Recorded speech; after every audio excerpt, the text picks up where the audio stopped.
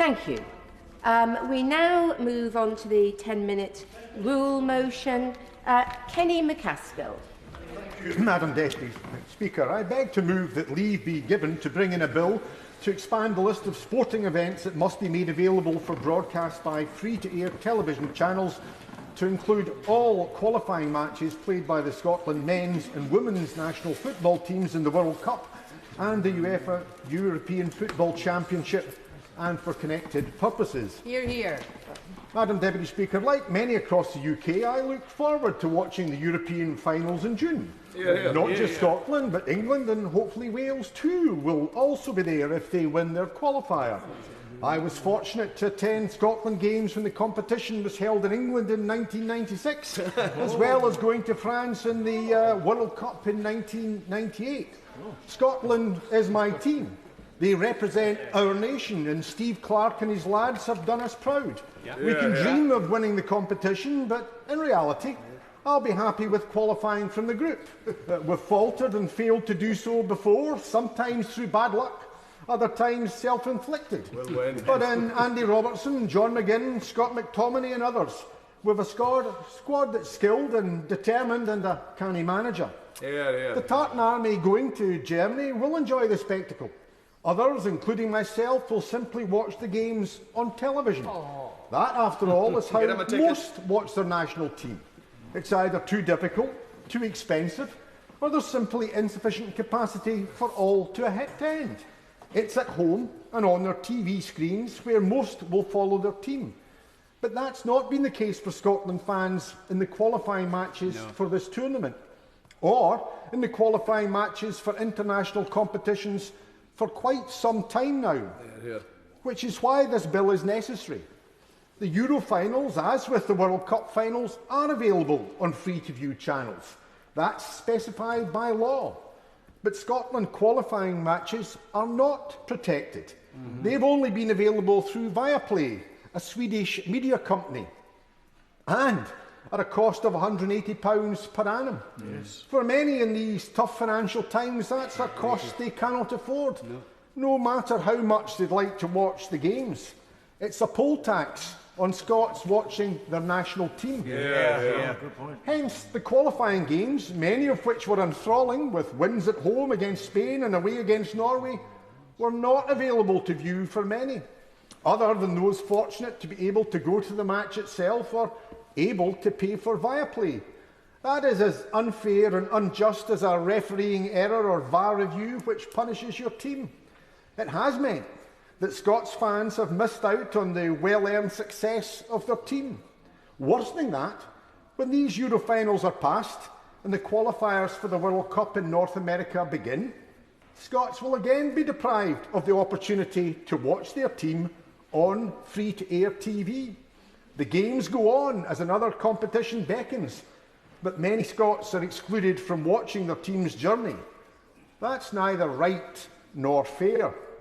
It's neither the norm in Europe, where only 7 countries, including Scotland and Northern Ireland, are in this situation, nor is it the situation in England, where qualifying games have been free to air on ITV or Channel 4 since 2018.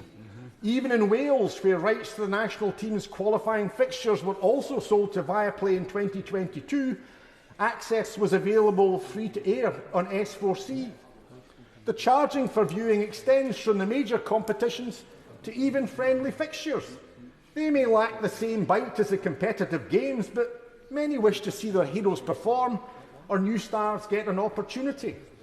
Yet the 4 friendly fixtures arranged for Scotland's warm-up for Germany are all to be paid behind a paywall on Viaplay. So even these non-competitive fixtures will be denied many Scottish fans. Meanwhile, England's warm-up will be broadcast free to view on Channel 4. The anomaly between Scotland and England international matches extends beyond the men's international team. For the women's game, ITV have the rights to the English national team, having recently taken over from BBC. Scotland games are shown on BBC Alba, a channel I know and enjoy, and which, though free to view, has neither the reach nor resource of the bigger channels. Indeed, I've seen Scottish and English fixtures going head-to-head on BBC and BBC Alba. Why the pan-UK coverage for the England game, but restricted access for the Scottish one? Similarly, BBC holds the rights to England under-21 internationals. Scotland are left to the Scottish Football Association website, showing that it's not just the men's team, but across genders and ages, where Scots are being deprived of the right to watch their national team. These fixtures also matter to fans. The Scottish football press was once described as fans with typewriters. Now it seems it's the UK broadcasters who are fans with TV stations. But whilst the Scottish press supported the Scottish team, the UK broadcasters only seem to support Team England. Indeed. UK broadcasters are showing themselves not as UK television outlets, but as Team England only. Indeed. That's happening whether by the state-funded BBC, the publicly owned Channel 4, or on commercial ITV or STV, but who have broadcasting obligations beyond the border. Some may blame the Scottish Football Association, who sold the rights to Viaplay. Let me say at the outset that I don't hold the SFA responsible for this. Culpability rests with broadcasters who have not just rights but duties, and in which they are failing Scotland. The SFA has a duty to the game in Scotland. That responsibility runs from the grassroots and simply a game to be enjoyed by youngsters, through developing pathways to continue playing at whatever age or standard, and on to those entering into the professional ranks and ultimately the pinnacle of the national team. They also require to nurture and develop not just the men's game, but the growing women's game, as well in other ages and capacities. The men's and women's international teams are the pinnacle, but their remit covers all. All that, though, comes at a cost. They require to fund it. Money's tight for associations, as for individuals. Broadcasting money that applies in other nations, such as Ireland, when games south of the border in the Premier League are shown, are denied Scotland. The reason being that the UK is classed as one broadcasting entity, and international football divergence of no relevance. Hence, a cash-strapped SFA needs to maximise income, and the rights to show the national team's fixtures are their major asset. Viaplay offers more. It's something the SFA requires to do to promote the game from grassroots to international teams. But what about broadcasters? Why can BBC, Channel 4 and ITV all have budgets to pay for England games, but not Scottish ones? It's not the SFA are seeking more than the FA. Quite the opposite. The viewing rights fee is significantly lower, as in transfer fees in the Scottish and English Premier Leagues. But whilst UK broadcasters are prepared to pay top dollar for showing England games, they're not prepared to fund a bobby for a Scotland game. Indeed, what was stated, that was stated by Simon Pitts of STV, giving evidence to the Scottish Affairs Committee, who said that there was very little prospect of a larger commercial return UK-wide, which in turn determines the level of bid. So Scots TV licence fees don't matter, and obligations to Scots viewers count for little. The licence fee paid by Scots and rights given in Scotland to UK broadcasters aren't being matched by coverage. That's why this bill is necessary. It must be mandatory that those games should be available, and broadcasters must live up to their obligations. Scots fans have a right to see their team and to expect no less from their broadcasters. Hear, hear. Hear, hear.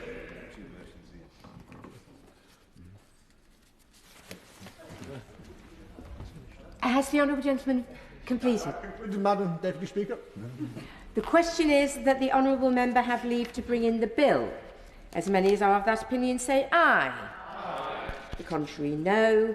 I think the ayes have it, the ayes have it.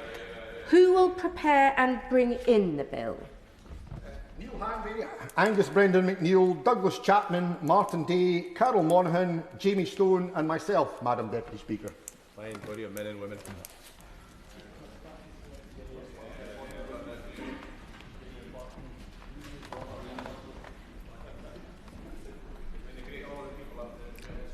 Kenny MacAskill.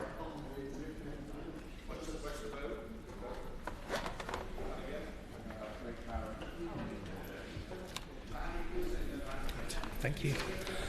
Broadcasting Listed Sporting Events Scotland Bill. Second reading what day? 21st June. 21st of June 2024. Thank you. Thank you. The clerk will now proceed to read the orders of